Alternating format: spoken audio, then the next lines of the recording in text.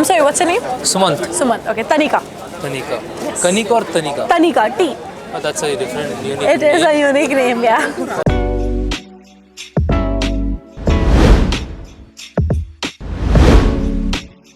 I am Tanika Shanbhag. I am from Satara. I am 23 years old. I am a 4-time national championship. I participated in the World Baha Championship round 3 in Baha Argon and I placed 3rd last year. This year has been a break for me to understand the other concepts including racing, like the behind the scene of racing. Okay. And next year I'm going to start racing again, so I'm looking forward for it. Tell me what is the behind the scenes of preparation?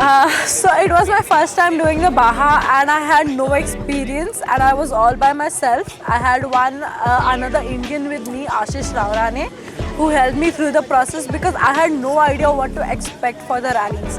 Because in India, the rallies get over as quick as it starts. In abroad, it is like you ride 160 kilometers of stage. Yes. So you do the per stage and there are like 3 to 4 stages which is stretched out of around 2 days. So about 2 stages per day, about 160 and 180 kilometers each. So that's quite a lot than what you do in India as a per stage. So I was not prepared for it at all. But I did my best that I could. The stage 1 took a while for me to understand the terrain and the kind of concept that is there to sustain my energy levels and all. Stage 2 was super fun. I did really well, and stage 3 was my best. I cut down my time by like 10 minutes. I finished 3rd, which was like amazing for my first experience ever in the international circuit in Spain. So I was super thrilled about it, but that only made me realize how unprepared I was going to that. So this year I've taken time out of my regular schedule to prepare for that next year so that I can perform in at least 3 or 4 World Cup rounds so that I can, be in the championship and perform my level best. People who've been riding for years, their dream is to be in an international platform like bar It racing. is. And bar racing, it's not like you just get up in the morning and you think of bar racing, you just participate. It's not like a kid's game, It is not. It takes a lot of courage, a lot of practice, a lot of mental strength, Yes. and a lot of understanding about your machine. Correct. How it got all started? So it all started when I was like 14 years old. My younger brother he got into racing way before than me. He was 5 years old and he's like, I want to race. So I was 10 by the time we have a 5 years age gap, and I was like, I know how to ride, but that's good enough for me. I don't want to race. Okay. But one fine day we were in Bangalore at Big Rock. And my brother was training over there, and the trainers were like, you know how to ride, right? I'm like, yeah. Like, just have fun, go ride. And the competitive genes in me, where I could not let my younger brother pass me, got to me, and I started going faster and faster and faster every lap. And somehow I just ended up taking a jump off a motocross track, and I landed it. I was in air for the first time, and I landed it, and I could handle the bike. And the thrill that I got was, that's it. On the way back, I tell my dad, like, Papa, I think I want to take on racing. And my whole family was so thrilled. And since then, it has been 9 years. They have been so supportive of me. My dad and my whole family comes to all of my races. They have supported me for training, my practices. For Baha Argon, I did it as a private year. I did not have a factory support or an external support. All of the expenses and everything were borne from my family. So that is how supportive my family is. And now I realize the importance of having other sponsors and people to believe in you for you to achieve the goal. I'm like, Dad, I know you are there, but we need other people on board so that I can achieve what I know I can achieve. Being at the track like that needs a lot of preparation. How do you physically and mentally get strong before a race? What your thoughts are? So physically you need to cycle a lot because you need to build up the endurance. What I do is rallying, and internationally the minimum you're on a bike constantly is 3 hours. Right. So being on the bike for 3 hours, enduring the impact your body goes through, like the terrains are not decided. So for your body to be prepared for it, you need a lot of endurance. Yes. So one of the main thing is cycling because it helps with the stamina, and the body position is similar to what you would be on a bike. So you to be on a cycle for as long as you can will help you to be on a bike for as long as you can. Correct. Including with that, you need high intensity training because it's a high impact sport and it's a fast sport. So your heart rate will go above 200 beats per minute. So you need to be able to sustain that. You need like a structured workout program that helps with your tempo, your base heart rate, your second zone heart rate, your third zone heart rate. So it's a lot of scientific things, and it's taken me 9 years to understand all of them and to build a workout or a endurance program regarding that. So now that I finally understand, I'm going to follow through with that so that I can build myself physically and mentally. It is very draining because you're by yourself for 3 hours and you're questioning your life's choices. Like when I was there for 160 kilometers, I'm like, why am I putting myself through that? But when I finished the stage, when I saw my results, I was like, yeah, that's exactly why I put myself through this. For the accomplishment ka feeling that you get, the feeling you get that, yeah, I've achieved that, I've done that. The thrill that you get is exactly why you get into it. I'm like, true, I totally agree with what you say, It's just not you being mentally prepared or physically. It's your motorcycle as well. Yeah. Right? So, looking at your skills and the terrain, how do you prepare your bike to walk along with you?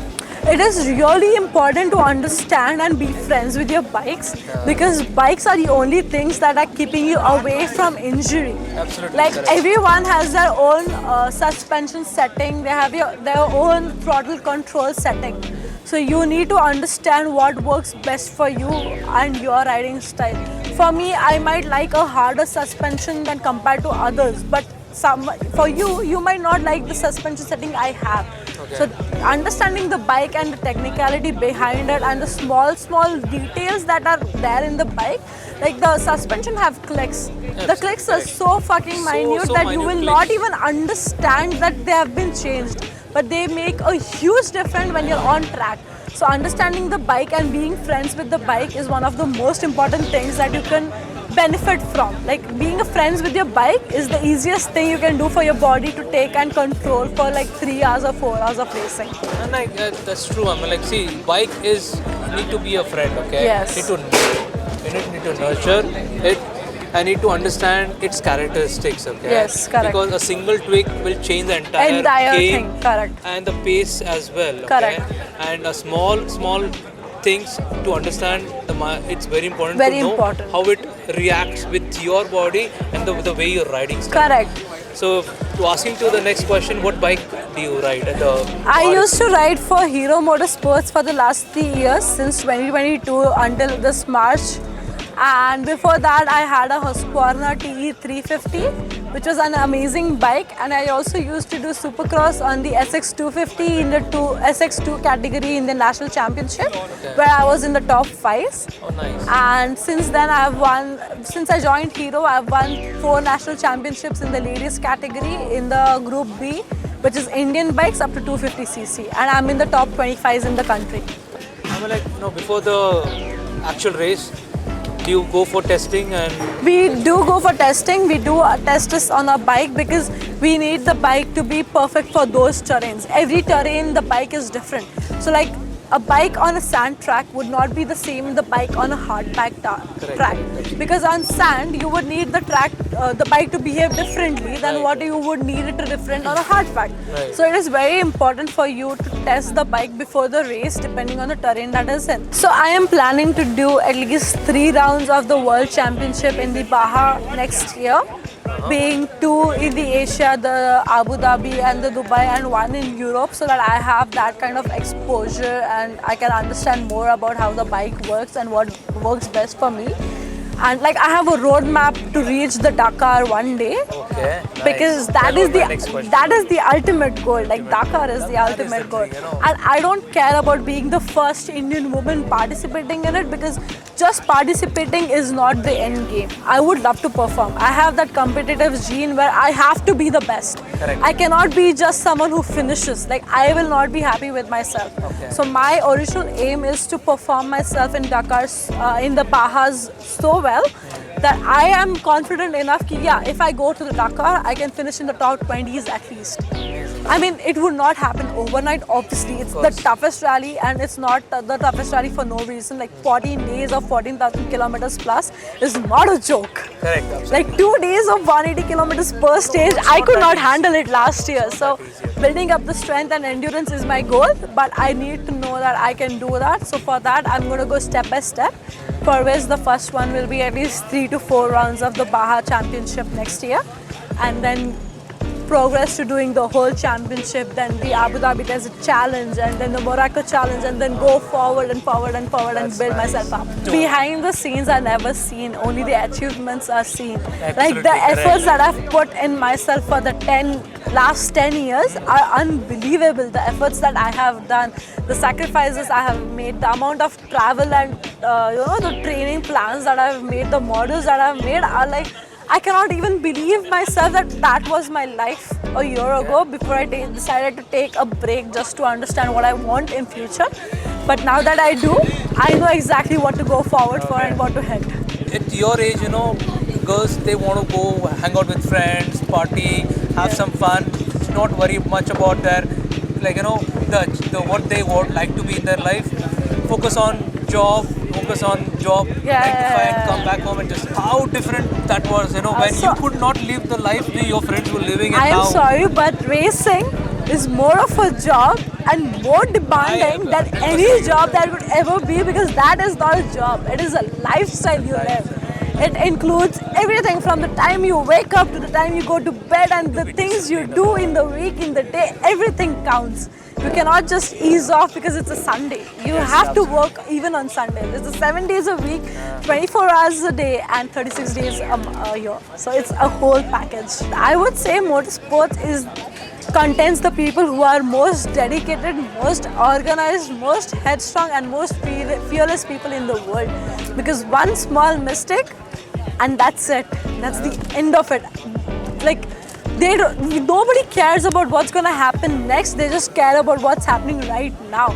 Right now, I want to be the best. Right now, I want to beat the time that I made last time. So that's all we are thinking about, and I just love the motorsports industry. It's just the best. I'm looking forward to catch you soon in this kind of podcast, and like to know more about you and your achievements. That would be great. I would love to be a part of it. Thank you very much for being with us today, and I'm sure we had a great time, around here, having nice coffee, meeting good people, socializing, and meeting a person like you. I mean, like, we are lucky enough to see. I am lucky you thought I would be lucky enough to be a part of this podcast. I really appreciate it. We always love people like you, and share lovely stories. Thank you. And of course, we like people to inspire more about it. Thank you so much. Thank you very much for being here. Likewise. Lovely talking to you. Likewise. And we'll see you soon. Yes, thank you.